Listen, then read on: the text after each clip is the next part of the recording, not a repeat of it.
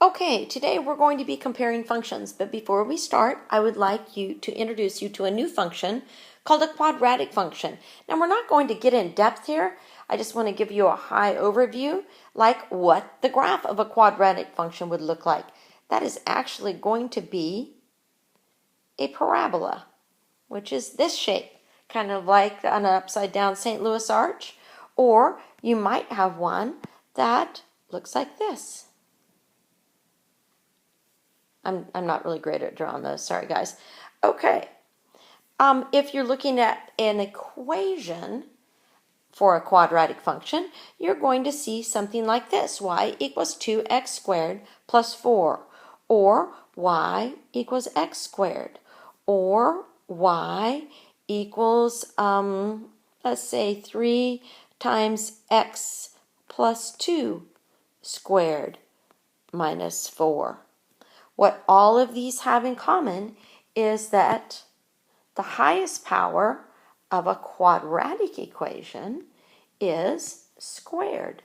So if you notice here, I have an x squared, and I have an x squared, and I have an x term that's involved with a square. All right, so those are all examples of quadratic equations. Now, when we're looking at tables, a quadratic equation, a table that represents a quadratic equation, here's how you're going to figure that out. Well, let's think about a linear. If we had a linear, we'd look for a constant rate of change. And sure enough, on my x values, I've got plus 1 on each of these. But let's look at our y values. Well, here I go down by 2. Here I go up by 2. Here I go up by 6. And here I go up by 10. Okay, so this is clearly not a linear function. But when you're trying to identify a quadratic function, you don't look at just the first rate of change. You look at what we call the second difference, which is the difference of the differences. So going from -2 to +4, I really went up by 4. Going from +2 to +6, I went up by 4. Going from +6 to +10, I went up by 4. So you're looking at what is called the second difference to figure out if a table represents a quadratic function. And the second difference is constant in a quadratic equation. Constant rate of change or a constant difference. All right, so that's a quick high overview of quadratic functions. So what you're going to be doing today is looking at linear, quadratic, and exponential and identifying which situation goes with what. So if we're looking at graphs, I just want to do a quick review. Linear, obviously, is anything that's a straight line, either with a positive slope, a negative slope, could be a vertical line with an undefined slope, or it could be a horizontal line with a 0 slope.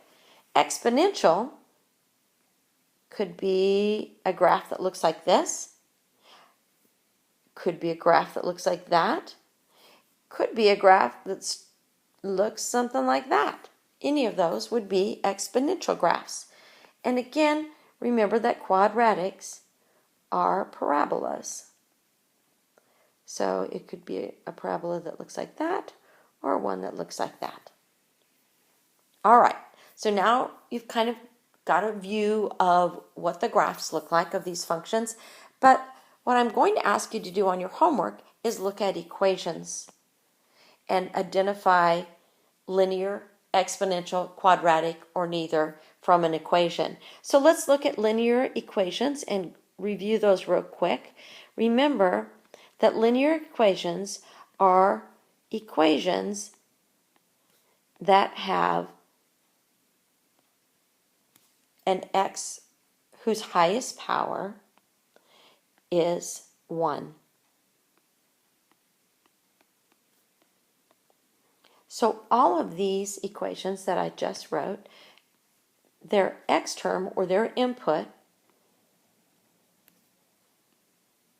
variable has a power no higher than 1. That makes it a linear equation. When I'm looking at exponential functions, remember that the x, or the input, is always in the exponent. So these are examples of exponential equations. And notice that each one of them, the x is in the exponent. That makes it exponential.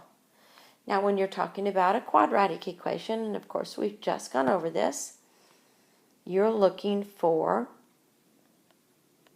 the highest power of the input is squared.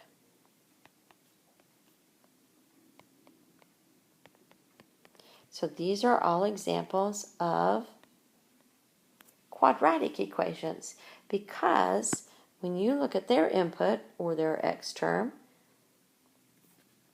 the highest power of that term is squared. So now I want you to look at these, because I'm going to ask you to look at a bunch of equations and say linear, exponential, quadratic, or neither.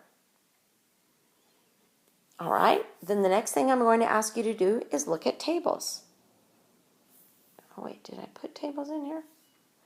I know I did. Okay, here we go. Here's our tables. Now, remember, when you have a linear table, you are looking for a constant difference, which means a rate of change that is always the same with addition or subtraction.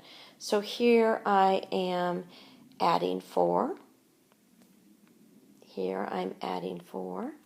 And here I'm adding 4. And I'm going to check my y values. They're going up by a constant rate as well. In this case, my constant rate is 1. So this is indeed linear, because the constant rate of change is with addition. All right, so now let's look at exponential. Remember, we said our constant rate of change with exponential y values was going to be with multiplication or division. So in this case, to get from 5 to 15, I'm multiplying by 3. So my constant rate of change here is through multiplication. It's called a constant ratio, and therefore that makes this an exponential table. And then let's go over our quadratic one more time. Again, got to make sure my x values go up consistently. And then I'm going to look at the difference between my y values. And here it goes down 1. Here it goes up 3. Here it goes up 7. Now, with quadratic, we can see immediately that it's not linear, but let's check our second difference. That means I'm looking for the difference of the differences. So from -1 to 3 is +4. From 3 to 7 is +4. So my second difference here is a constant rate of change through addition. And therefore, this is a quadratic equation. All right, so look at these, because I'm going to ask you to look at a bunch of tables and tell me linear, exponential, or quadratic. And these are the things that you're looking for. The very last thing I'm going to ask you to do is look at word problems, because I know they're your very favorite. And I'm going to ask you to tell me whether they are linear or exponential. I'm not asking you quadratic in the word problems. All right, and I'm probably also going to ask you to solve them. So let's take a look at this. It says, let's go back to, make sure I've got linear in here. Yes, I do. Okay, good. If you're have an exponential word problem. Here are some keywords that you might look for that could be a heads up that, hey, this is an exponential situation. All right, you're looking for growth and decay situations, things like population growth or depreciation. And words like depreciation, compound interest, doubles, triples, halves, a third, a fourth, those are kind of neon signs that say, hey, this might be an exponential equation, a word problem that would be solved using an exponential equation. All right, let's take a look at this one. This says, Zoe's inheritance was poorly invested and is losing a 16th of its value each year. If she started with $1 million, how much will she have after after 10 years? Well, let's see if we've got any of our keywords in here, and I'm thinking we do. And we don't. Yes, we do. It says a 16th of its value. Okay, that kind of sounds like a fourth or a half. And this is an investment that's going down, so I'm thinking this is exponential. And here's how you would solve this. You have a starting amount, which is $1 million. I'm going to multiply this by, now I'm going to take 1 minus 1/16, and I'm going to raise that to the 10th power. All right, now you could make a table of this if you wanted to, if you didn't know how to do this. All right, let me put this on pause. I'm going to get my calculator out. And when I do, I'm going to find that poor Zoe has lost almost half of her inheritance, because this is what she ends up with in 10 years. Zoe, you need to fire your investment banker. All right. So, again, if you're looking at a word problem and trying to determine if it's exponential, see if you can find some key words. You're looking for situations that model growth or decay. All right. This is a linear word problem. And when you've got a word problem, you're trying to decide if it's linear, you're going to be working for key words. And sometimes you'll find them and sometimes you won't. But if you see things like for each, for every, per, a month, a year, those are going to tell you that, hey, this is probably a linear situation. Remember, you're looking for some sort of constant rate of change, like somebody making the same amount each hour or going the same speed each hour. So in our example, Sam made $30 in tips and $8 per hour. How much did she make in her 4-hour shift? Well, I already see one of my magic words here, per hour. So I know right away that this is going to be 8x. So $8 for each hour. And then she made $30 in tips on top of that. So now I want to know how much she made in a 4-hour shift. So I'm going to put that 4 there where my x is.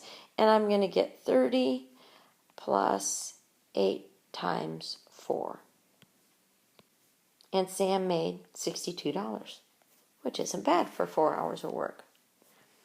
All right, so now you are going to ask the sub for your handout, and you're going to do as much of that handout as you possibly can.